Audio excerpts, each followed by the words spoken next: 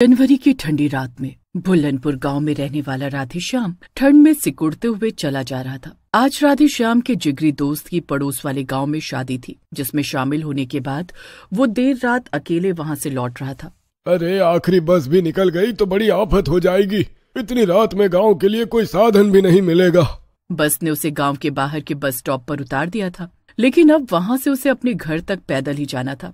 आज मेरे यार की शादी है, आज मेरे यार की शादी है, यार की शादी है, मेरे दिलदार की शादी है। आज तो बड़ी ठंड है, खेतों के रास्ते से ही निकल लेता हूँ। थोड़ा जल्दी पहुँच जाऊंगा, वरना घर पहुँचने में 1 घंटा लगेगा।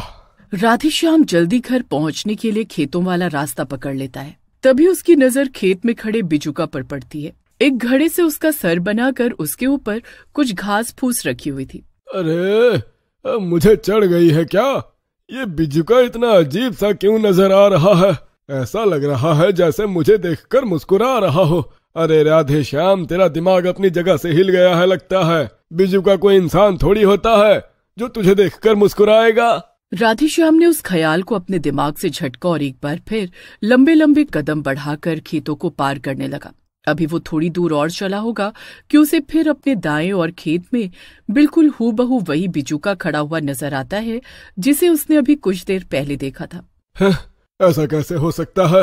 अभी कुछ देर पहले ही तो मुझे ये बिजुका दिखा था, हूबहू वही कपड़े, और इस हुलिये में ये बिजुका यहाँ कैसे हो सकता है? इस बार तो राधेश्याम की डर के मारे हालत खराब हो गई थी। अरे राम राम राम, अरे इसका मतलब मुझे कोई गलतफहमी नहीं हुई थी। ये कोई बिजुका नहीं बल्कि भूत प्रेत लगता है। ये तो रास्ते के बीचों बीच खड़ा हुआ है। अरे करूँ तो क्या करूँ? राधेश्याम की अब आगे बढ़ने की हिम्मत नहीं हो रही थी, इसलिए वो वापस जाने के लिए जैसे ही पीछे मुड़ता है, अपने ठीक पीछे भी उसे एक और बिजुका खड़ा हुआ नजर आता है। मैंने तुम्हारा क्या बिगाड़ा है?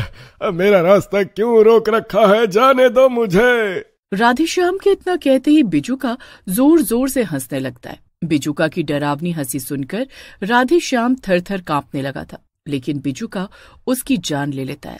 अगले दिन सुबह जब गांव वाले खेतों में आते हैं तो वहां पर राधेश्याम को बिरजू के खेतों में वे देखते हैं। उसके सर से खून बह रहा था। गांव के एक नौजवान युवक की इस तरह से मौत हो जाने से पूरे गांव में अफरा तफरी सी मच गई थी। कुछ दिन बाद, तुम्हें पता है ना, दिन छिपने के बाद खेतों में आना सही नहीं होता। अभी पिछले हफ्ते राधेश्याम यही खेतों में मरा हुआ मिला था। डर नहीं लगता है क्या? अब ये क्या बात हुई? दिन के उजाले में तो तुमसे मिल नहीं सकते, इसलिए दिन ढलने का इंतजार करता हूँ। अब तुम रात में भी मिलने से इनकार कर रही हो। घबराती क्यों हो? मैं हूं ना तुम्हारे साथ। ये लो, तुम्हारे लिए शहर से तोहफा लेकर आया था, वही देने के लिए बुलाया था यहाँ। चलो अब तुम पहले जाओ, थोड़ी देर बाद तुम्हारे पीछे पीछे मैं भी आता हूँ, वरना किसी ने साथ में गांव में आते हुए देख लिया तो बवाल हो जाएगा। राधा और मुकेश इसी गांव में रहते थे और अक्सर ही दिन छिपने के बाद खेतों में एक दूसरे से मिलने आया करते थे। मुकेश से तोहफा लेने के बाद राधा जल्दी जल्दी खेतों से निकलकर गांव की ओर जाने लगती है। अभी वो थोड़ी दूरी पहुंची थी कि उसे किसी के हंसने की आवाज सुनाई देने लगती है। मुकेश, मस्करी बंद करो। तुम ही हो ना पीछे पीछे आ रहे हो और मुझे डराने की कोशिश कर रहे हो? तुम्हें पता है ना मुझे अंधेरे से कितना डर लगता है। राधा के इतना कहते ही हंसी की आवाज बंद हो जाती है और राधा एक बार फिर गांव की ओर जाने लगती है। तभी उसे अचानक अपने सामने एक बिजुका खड़ा हुआ नजर आता है।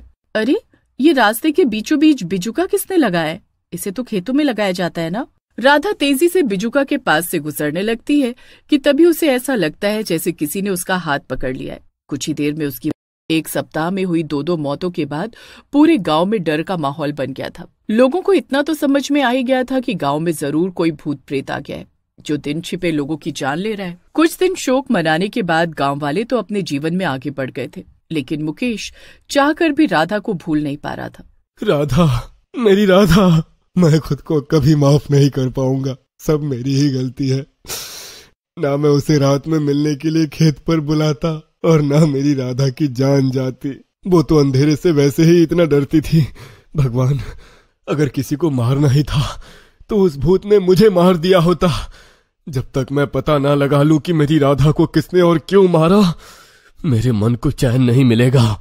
अपना दुख लेकर मुकेश पास ही के गांव में रहने वाले एक तांत्रिक बाबा के पास जाता है, जिन्हें भूत प्रेत भगाने की सिद्धि प्राप्त थी। बाबा, उस रात राधा मुझसे ही मिलने आई थी। पूरा खेत सुनसान था, गांव का कोई आदमी उस समय खेतों में नहीं था। मुझे पूरा यकीन है कि मेरी राधा को किसी इंसान ने नहीं मारा। जरूर इसके पीछे किसी भूत प्रेत का चक्कर है। अपनी राधा को तो मैं नहीं बचा सका, लेकिन मैं अपनी राधा की मौत का सच जानना चाहता हूँ।